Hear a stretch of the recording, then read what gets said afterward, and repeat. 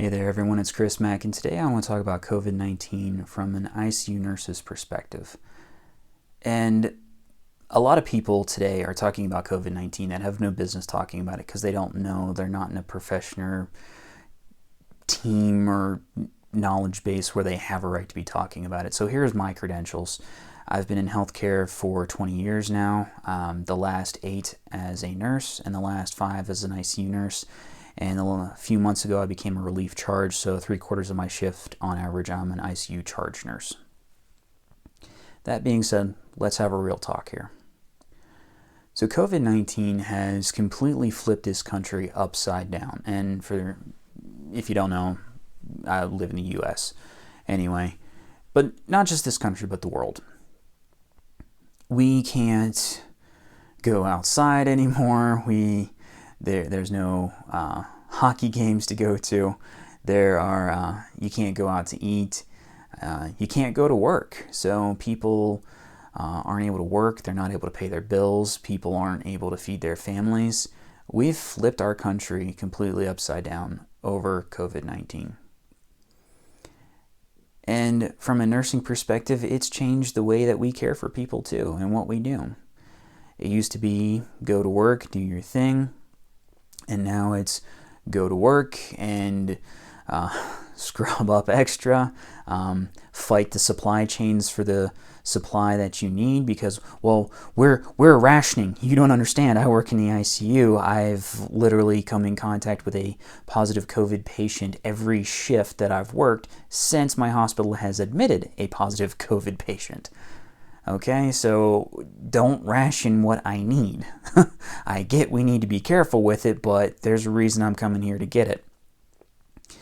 How we interact with families, because we're not allowing visitors at my hospital right now, so how we interact with families via Skype, via any type of video conferencing calls that we have to be able to show families their loved ones, or for their loved ones to just even be able to communicate by any means. That's changed. The fear of caring for COVID-positive patients, which is completely understandable. My hospital has a lot of new grads right now, especially in our ICU, and a lot of them are fearful for their lives. And as a charge nurse, I've never been one to be like, well, that's your job, kind of just get over it and do it. I hope my fellow employees have noticed and seen and understood that instead of being that person, well, I don't want to go in and turn my patient because I could get sick. I've never been like, well, no, you have to do it, go do it. I always been like, well, hey, let's go do it together.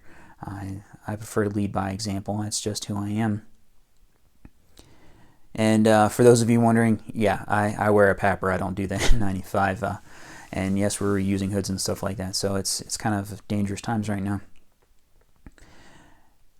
But here's the thing that I kind of want to get across right now. There are a lot of people saying that, yes, COVID-19 is a killer. And yeah, people have died from it, even healthy people. And I'm going to use CDC numbers just because I feel like that's trustworthy source over any news organization can kind of put their stuff up. So they're probably a little bit behind, but at least they're accurate numbers. So as of this taping, COVID has claimed the lives of 7,616 people. That's a pretty high number, and that's not good. And not to belittle any death, because as an ICU nurse, death is never fun. Death is never I don't know. It's hard to say. When someone dies, they're leaving loved ones behind. That's hard. Sometimes their deaths are not fun for them either, especially if it was a traumatic incident or something like that. There are those, like if you get flash pulmonary edema, it's pretty much drowning in your own lungs. Death is not a good thing by any means, so I'm not trying to belittle. But one thing that we've noticed with these COVID deaths is that, yes, while it's claiming the lives of some healthy people, the majority of these deaths are people who have comorbidities. And what's a comorbidity?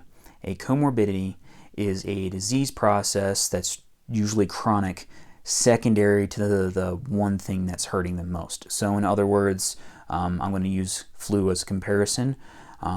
Flu in itself probably isn't going to kill you nowadays because of the treatments that we have, but flu combined with chronic lung disease like cancer, COPD, and things like that.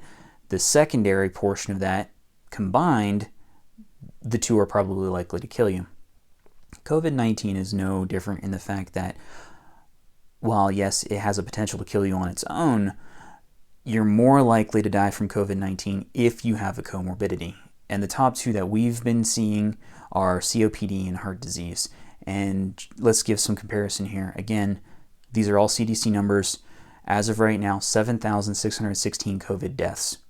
Yearly from COPD, we see 140,000 deaths. From heart disease, we see 647,000 deaths. These are staggering numbers, folks, and these are disease processes that we've seen for years. And yes, while there is a genetic component to COPD and heart disease, sometimes the DNA dice just don't roll in your favor. The majority of these cases are from modifiable risk factors. And what that means is, like, yeah, your genetics play a part. However, so does smoking. So does drinking. So does drinking alcohol. So is a poor diet. 3 bacon cheeseburgers a week, probably not in your best interest.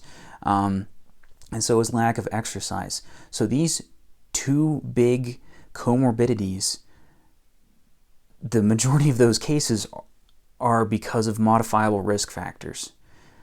So as an ICU nurse, here's my frustration. Yes, COVID-19 is killing people. This is not good.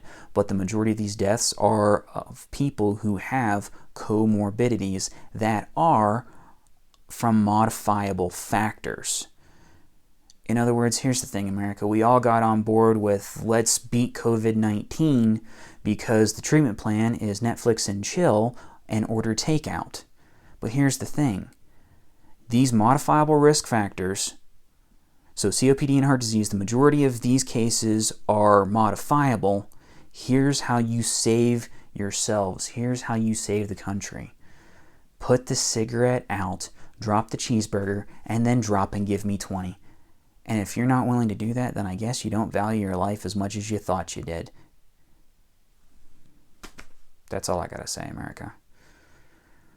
Wake up and realize that not just COVID-19, but the 647,000 deaths from heart disease and the 140,000 deaths from COPD, a lot of this could be modifiable based on your life choices.